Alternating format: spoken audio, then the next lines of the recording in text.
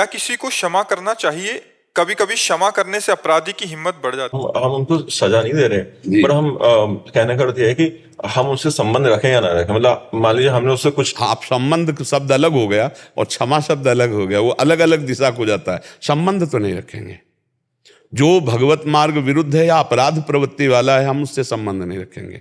तजेता ही कोटि वैरिशम यद्यप परम स्नेही जाके प्रीन राम वैदेही। और चाहे वो बिल्कुल क्लोज रिलेशन क्यों ना हो।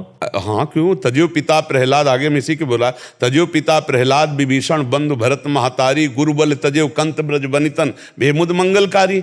सब मंगल भवन प्रभु का भजन करके सबका मंगल करने वाले महापुरुष बन गए। समझ रहे हैं? चाहे जितना क्लोज हो, अगर अधर्माचरण करते हो तो हम आपको नहीं मानते।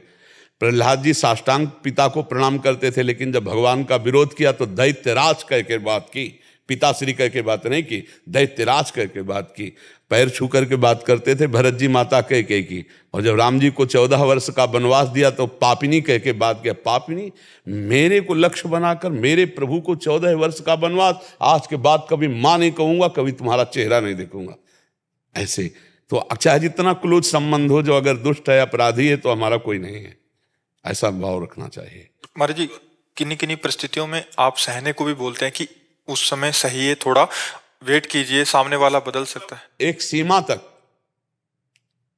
तक जहां तक सहन करना है। मान लो पिता है, हमारे पोषण का अधिकार हो, अगर हमारा शोषण कर रहा है, अनाचार दुराचार कर रहा है, तो उसको कानून के द्वारा दंड दिलाइए। वो पिता नहीं, वो राक्षस है, उसको बंदी बनवाइए। समझ पा रहे हैं आप? ऐसे भाई है, हमारे सगे भाई हो, लेकिन तुम आप दुराचार अनाचार कर रहे हो, अपराध कर रहे हो हमारे समाज हमारे राष्ट्र के खिलाफ, तो हम तुम्हारे को बंदी बनवाएंगे, हम तुम्हारे खिलाफ चलेंगे, हम तुम्हारे अनुकूल नहीं चलेंगे, क्योंकि आप धर्म विरुद्ध आचरण कर रहे हो। कई बार चुप रहने से क्या होता है ना, चुप रहने से दूसरे की हिम्मत बढ़नी शुरू हो जाती है। हाँ, बिल्कुल ठीक बात। कुछ नहीं करा पर आप सिर्फ चुप रहे, हाँ। या सह लिए या चुप। देखो, इसके दो भाग हैं।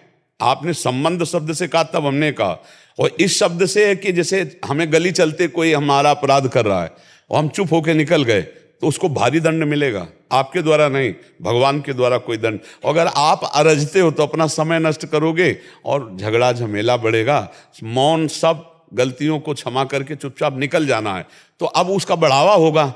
अब वो ऐसी जगह फंसेगा जहां उसका बाप मिलेगा और उसको ऐसा उत्तर देगा ना कि जीवन भर के लिए संभल जाएगा। पक्का समझ लो, अपने को जहां तक हो बचा के निकलना चाहिए। मतलब वो ऐसा समझो, गंदी नाली में ईंट मारो तो अपने ऊपर छिट्टी पड़ती है, वो तो है ही है। अगर उससे आप बात करोगे तो आपका माइंड भी परेशान हो जाएगा। हो सकता है ऐसी और प्रतिकूलताएं बढ़ा दे वो। एक तो मान लो पॉइंट है कि हम नहीं बोलेंगे तो वो बढ़ जाएगा, और एक पॉइंट है कि आप बोलोगे तो और आतंक मचा सकता है, फिर आपका जीवन संकट में पड़ सकता है, फिर समस्या में। इसलिए चुप हो निकल जाओ, उसके लड़ने वाला कोई मिल जाएगा, उससे बड़ा कोई उससे मिल जाएगा जो उसका उत्तर दे देगा। ऐसा नहीं कि संसार में कोई ना बोले तो बढ़ता ही चला जाएगा, अपने आप मिट जाएगा। भैया यहाँ कितने, आप बताओ कौन बढ़ के कितना बढ़ा? सब मिट्टी में मिल गए, जितना बढ़ने की कोशिश की मिट्टी में मिल गए, खंडहर पड़े। तो ऐसा नहीं है, अधर्माचरण करने वाला उसका कर्म ही उसको नष्ट कर देता है।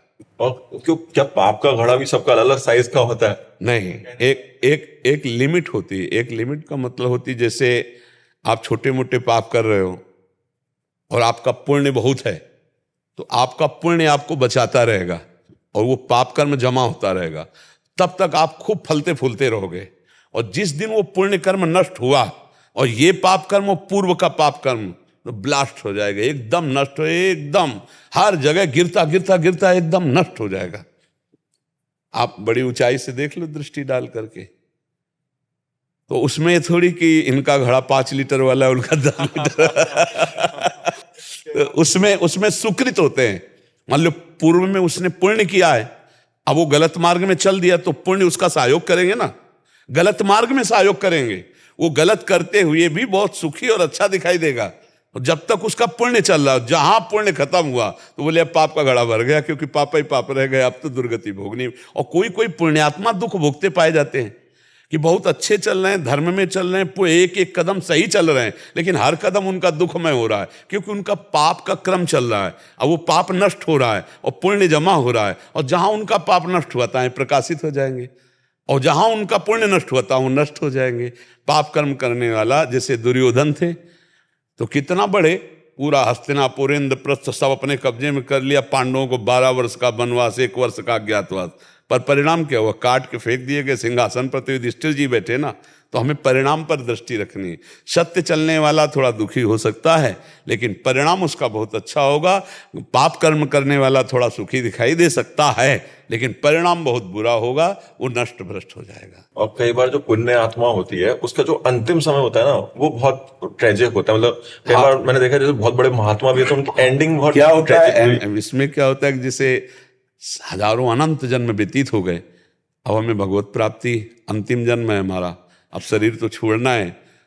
हो सकता है कीड़े भी पड़ जाएं, हो सकता है सड़न भी पैदा हो जाए, क्योंकि अब जाना, अब जाते जाते सब हिसाब किताब बराबर। अब जाके भगवान, और कितने ऐसे पापी देखे जाते हैं कि 1 सेकंड में शरीर छूटा और कोई परेशानी नहीं, चले गए, क्योंकि उनकी लंबी यात्रा है, फिर आएंगे, फिर जन्मेंगे, फिर मरेंगे, और उनका आखिरी जन्म। ऐसा सैकड़ों महात्माओं को देखा गया कि मतलब अंतिम जो बहुत ही मतलब बहुत ही, कि जो आप संसारी आदमी के भी नहीं देखेंगे ऐसी शरीर की स्थिति, पर उनका आखिरी जन्म है। अनंत जन्मों का हिसाब किताब बराबर करके वो भगवान के धाम जा रहे हैं, क्योंकि शरीर तो छूटेगा ही, और छूटते छूटते सब हिसाब किताब हो गए और भगवान को प्राप्त हो गए।